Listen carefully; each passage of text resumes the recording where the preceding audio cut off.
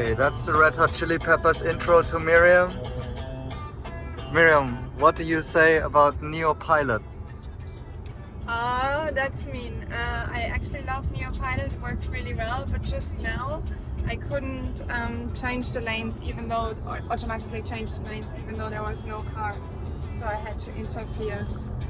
So how do you use it generally?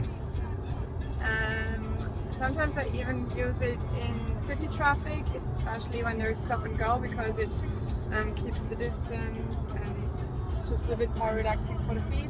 And definitely on the Autobahn, the minute I drive on the Autobahn, turn it on. So for instance, okay, it's a bad example because it changed now. But for instance, the Autopilot always orienting itself on the speed limit, right? So it shows you the speed limit to make sure that you don't go too fast, and then with one click you can adjust to the speed limit. That's awesome. However, in the routing system, somehow the speed limit is almost always wrong.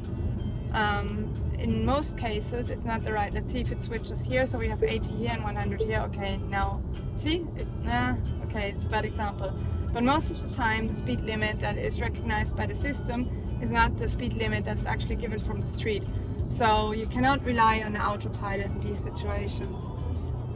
Okay, but we are expecting a little bit of an improvement with the next update, right? Yeah, because they improved recognition of signage. So maybe that works better then. Okay, so we're gonna do the update later on, Yeah, and then for sure. let you guys know. But can you speak a little bit about our Italy experience with the NIO Pilot? It was the first time that we had the ET7, right? Yes. It was actually fairly good. So as you can, maybe another example, as you can see here on the road, we're now on a construction site area. So it's hard for the pilot to distinguish the orange line of the white line. However, that being said, even in Italy, when the roads are not good and if there's only two white lines, and even if they're interrupted, the Autopilot will recognize them fairly good, as long as there's not two lines like here. Now you have it off, right? No, it's off. Yeah, why? Because it starts shivering in construction sites because there are two lines and it cannot decide which lines to take.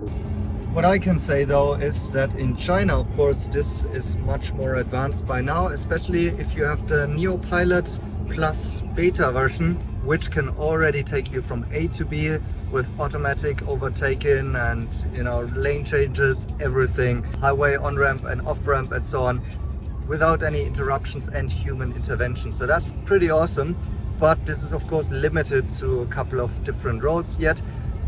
Just to speak from my personal experience, after having the ET7 the first time, going from Berlin down to Italy and back, I was quite surprised actually how good NIO Pilot is working here in Europe already, because of course there needs to be lots of localization made. And so now we're gonna see a little bit more on this trip if we can recognize any changes that have happened already in terms of development.